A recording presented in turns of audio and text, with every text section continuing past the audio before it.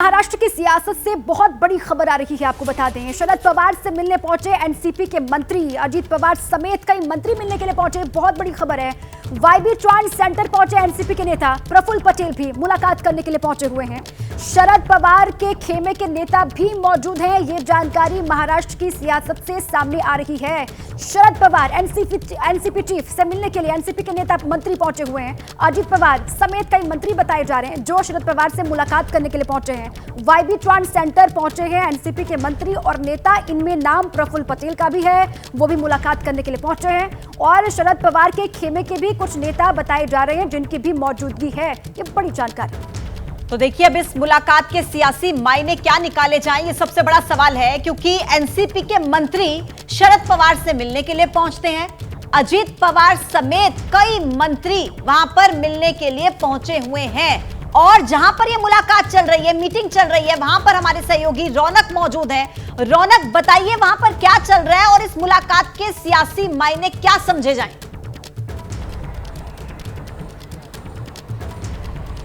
देखिए, मुख्य तौर पर करीब 1 बजे ये सभी जो मंत्री अजीत पवार के नेतृत्व में शरद पवार से मिलने के लिए वाईबी चौहान सेंटर पहुंचे और अब भी ये बैठक चल रही है। ये लोग तो पहुंचे ही है, लेकिन जो शरद पवार खेमे के जितेंद्र आव्हाड हो, जयंत पाटिल जैसे नेताओं, सुप्रिया सुले, वे भी वाईबी चौहान सेंटर पहुंच चुके हैं। और ये बहुत ही राजनीतिक घटनाक्रम जो है महाराष्ट्र की राजनीति में देखने को मिल रहा है। और ये ऐसे वक्त मुलाकात हो रही है जब कल से महाराष्ट्र विधानसभा का शीतकालीन सत्र शुरू हो रहा है। सवाल ये है कि किसका व्हिप लागू होगा। अजीत पवार और उनके गुट ने अपना फैसला तो ले लिया था, लेकिन ज्यादा से ज्यादा विधायक जो है अब भी अजीत पवार खेमे में देखने को मिल रहे हैं। ऐसे में सवाल यह है कि क्या शरद पवार को मनाने के लिए सभी लोग जो है वे शरद पवार से मुलाकात करने के लिए यहां पर पहुंचे, लेकिन क्या शरद पवार इनकी बात मानेंगे या फिर केवल आशीर्वाद लेकर ये सब लोग यहां से निकल जाएंगे, ये एक बड़ा सवाल है। पहले मैं आपको तस्वीरें दिखा दूं कि ये वाईबी चौहान सेंटर है और अंदर जो है इस वक्त यहाँ पर सभी मंत्री यहाँ पर पहुंचे हुए। लगभग आधे घंटे के करीब वक्त हो गया है जहाँ पर ये शरद पवार से मुलाकात जो है यहाँ पर होती हुई दिख रही है। सबसे बड़ी बात है कि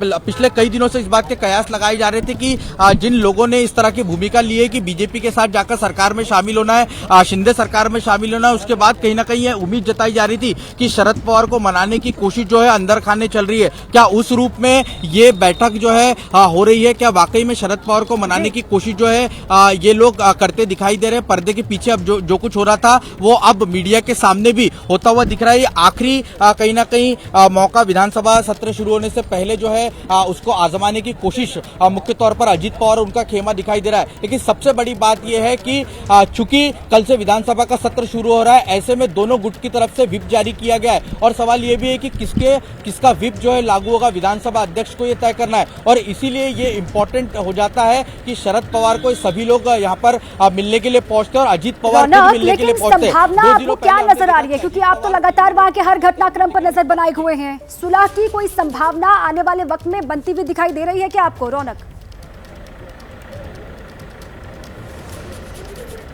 देखिए, मुख्य तौर पर जिस तरह से शरद पवार पर दबाव बढ़ता जा रहा है, एक एक करके विधायक उनके खेमे से खिसक कर अजीत पवार के पास जा रहे हैं, ऐसे में निश्चित तौर पर शरद पवार पर दबाव है। लेकिन सवाल यही उठता है कि क्या वाकई में शरद पवार इस दबाव के आगे झुक पाएंगे? ये एक बड़ा सवाल है, क्योंकि शरद पवार की जिस तरह की शख्सियत रही है वो एक फाइटर नेता रहे और हमेशा उन्होंने इसके पहले कांग्रेस पार्टी छोड़कर एनसीपी पार्टी बनाई। उस वक्त भी वे अकेले महाराष्ट्र में घूमे और पार्टी को लगातार 15 सालों तक सत्ता में रखा और पिछले 2.5 सालों तक भी पार्टी सत्ता में रही है। ऐसे में शरद पवार की फाइटिंग स्पिरिट को देखते हुए अंदाज लगा पाना बहुत मुश्किल है कि क्या वाकई में शरद पवार इन खेमे के सामने झुकने के लिए तैयार है। हालांकि थोड़ी देर बाद ही स्पष्ट हो जाएगा, क्योंकि हमें जो सूत्र जानकारी दे रहे हैं उसके मुताबिक प्रफुल्ल पटेल थोड़ी देर बाद इस मुलाकात के बाद जो कुछ बातें हुई है और जो कुछ इन लोगों का पक्ष उन्होंने शरद पवार के सामने रखा है, उस पर शरद पवार का क्या कुछ कहना है। लेकिन रौनक, शुरुआत से ही जिस तरीके के बयान हम देख रहे थे शरद पवार की तरफ से, बेशक से हम उनकी फाइटिंग स्पिरिट की बात करते हैं, लेकिन एक सॉफ्ट कॉर्नर जो हमने शुरू से देखा, जैसा कि उन्होंने कहा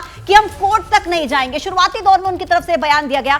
क्या ये इस बात की तरफ इशारा करता है कि क्या शरद पवार का अभी भी अजीत पवार उनके खेमे की तरफ थोड़ा सा सॉफ्ट कॉर्नर कहीं ना कहीं हो सकता है?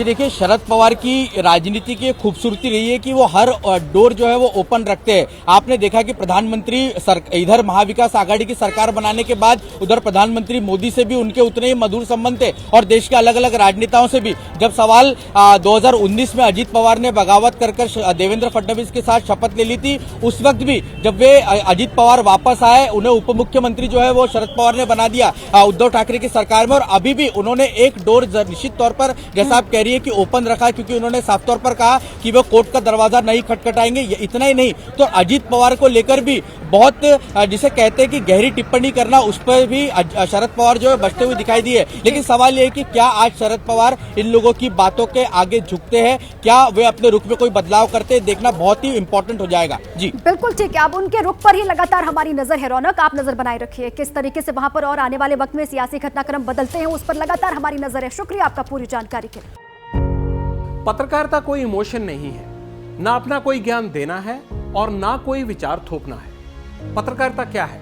पत्रकारिता का मतलब है सही जानकारी इकट्ठा करना और तथ्य बताना। पत्रकारिता आज जितने महत्वपूर्ण दौर में है, शायद पहले नहीं थी। इस दौर से निकलने के लिए सिर्फ सच दिखाने की जरूरत है, वो सच जो आपके हित को आगे रखे। इसलिए अब रात 9 बजे प्राइम टाइम नहीं होगा, ये आपका टाइम है।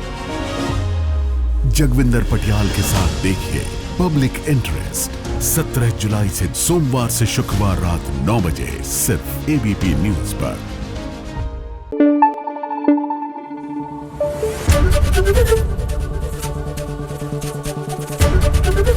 एबीपी न्यूज आपको रखे आगे।